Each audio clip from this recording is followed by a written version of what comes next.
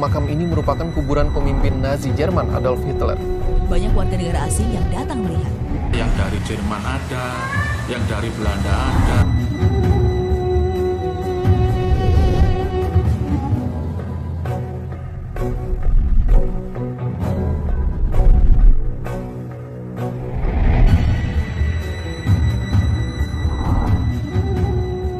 Kematian pemimpin Nazi Jerman Adolf Hitler di Indonesia merupakan versi terbaru dari semua versi tentang misteri kematian Hitler. Versi ini cukup menggemparkan Indonesia karena ternyata Hitler diyakini pernah melarikan diri dan tinggal cukup lama di negeri timur Indonesia, yakni Sumbawa.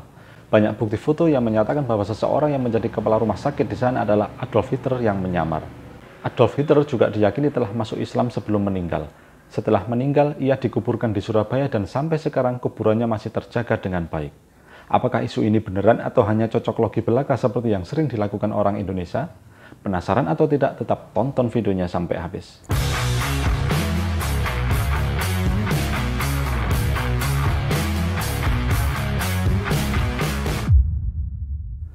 Ada berbagai versi tentang kematian Hitler dan lokasi terakhir dia hidup. Pertama, versi Jerman. Menurut kesaksian salah satu perawat Hitler dan petinggi Nazi lainnya saat berada di dalam bunker sehari sebelum kematiannya, Hitler menikahi Eva Braun dalam sebuah acara pernikahan kecil di ruang peta di dalam bunker. 30 April 1945, ketika tentara Uni Soviet berada dekat dengan bunkernya, Hitler memutuskan untuk mengakhiri hidupnya. Ia menyuruh Eva Braun menggigit kapsul sianida, sementara ia menembak kepalanya sendiri.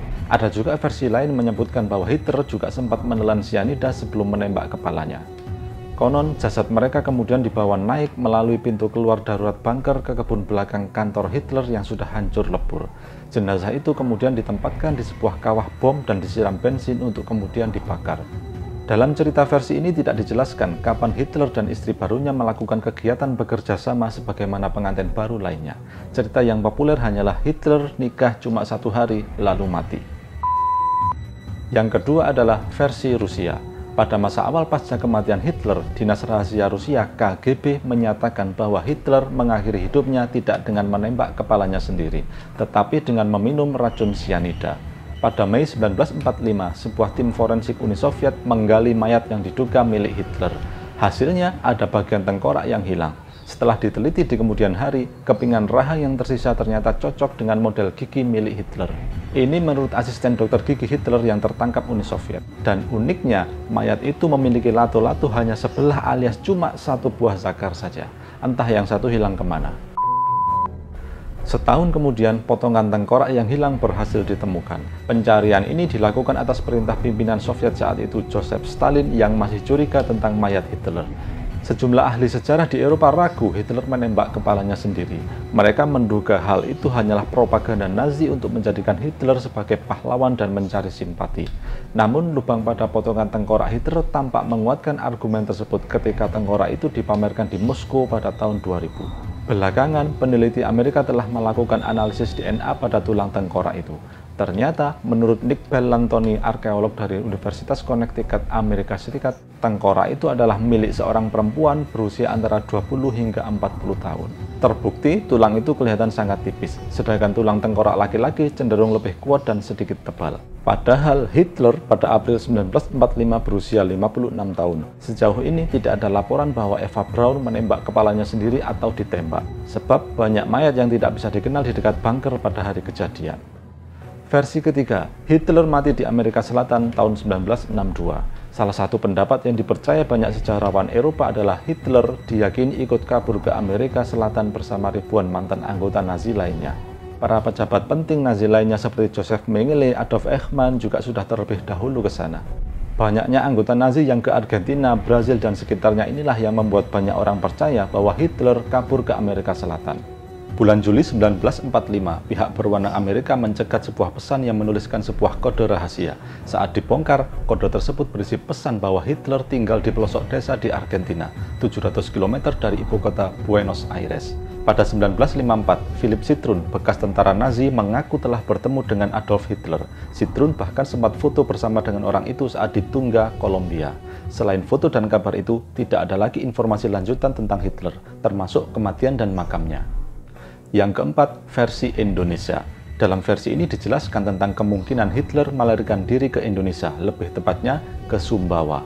Hitler diklaim pernah tinggal beberapa tahun di Sumbawa, sebelum kemudian pindah ke Surabaya hingga akhir hayatnya.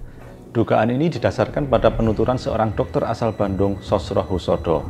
Sosrohusodo adalah dokter lulusan Universitas Indonesia. Ia menuliskan pendapatnya dalam satu artikel di harian Pikiran Rakyat pada tahun 1983. Sosrohusodo menceritakan bahwa ia sempat bertemu dengan seorang dokter bule saat bertugas sebagai tenaga kesehatan di kapal Hope yang dijadikan rumah sakit pada tahun 1960. Dokter bule yang menjadi kepala rumah sakit tersebut bernama Dr. Poh. Dia berkali-kali ngobrol dengan Sosrohusodo. Pak Sosrohusodo ini mengatakan, melalui perbincangan tentang masa lalu dan ciri-ciri fisiknya, saya semakin yakin bahwa Dr. Poh bukan orang sembarangan. Saya curiga dialah Adolf Hitler yang misterius itu. Apalagi dia ditemani seorang perempuan yang menurut saya wajahnya mirip Eva Braun, kekasih Hitler. Adapun ciri-ciri fisik Dr. Poh yang diklaim sama dengan ciri-ciri Hitler juga diketahui oleh Sosrohusodo. Ciri-ciri itu adalah kaki kiri Dr. Poh tidak normal alias pincang dan cenderung diseret ketika berjalan. Menurut Sosrohusodo, ini sesuai dengan apa yang pernah ia baca bahwa Hitler pernah terluka pada bagian kakinya saat ikut berperang. Ciri fisik selanjutnya, Dr. Poh tangan kirinya selalu gemetar, kumisnya dipotong pendek dan hanya tersisa di bagian tengah.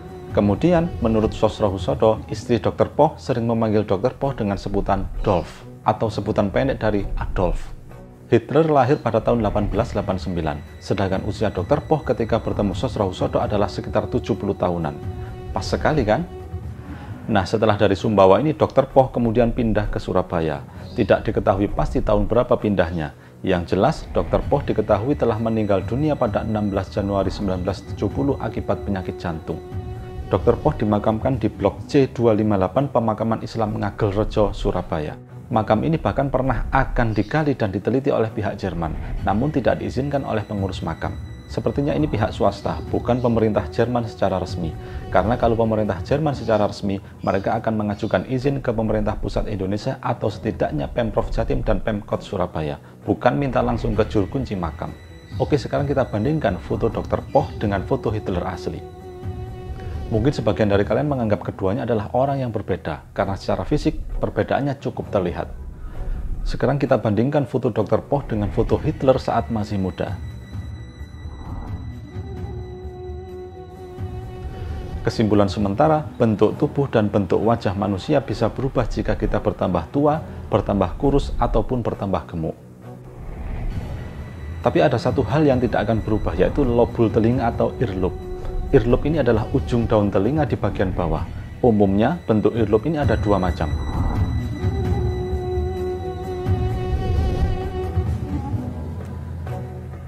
Pertama, free earlobe atau ujung daun telinga bawah yang menggantung dan terlihat jelas lengkungannya. Kedua, attached earlobe atau ujung daun telinga bagian bawah nempel dengan rahang atau pipi bagian belakang. Bentuk dasar earlobe ini tidak akan berubah meski usia kita sudah sangat tua. Ya, kecuali telinganya dipotong. Sebelum kita membandingkan telinga Hitler dan telinga Dr. Poh, kita coba periksa dulu earlobe dari beberapa tokoh terkenal berikut.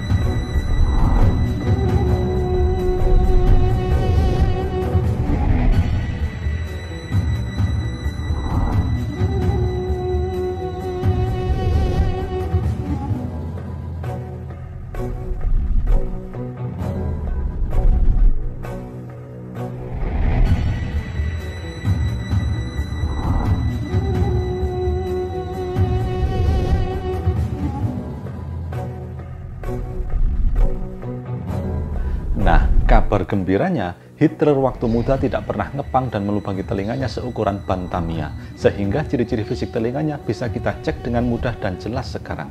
Perhatikan baik-baik ujung telinga mereka. Perhatikan baik-baik ujung bawah telinga mereka. Kesimpulannya, Hitler dan Dr. Poh adalah dua orang yang berbeda. Bahkan andaikan wajahnya identik sekalipun, earlobe keduanya menunjukkan bahwa mereka orang yang berbeda. Dengan terbongkarnya perbedaan mendasar bentuk telinga ini, kalian tidak perlu repot-repot membahas atau memperdebatkan semua kesamaan ciri yang diklaim oleh Sosrohusodo.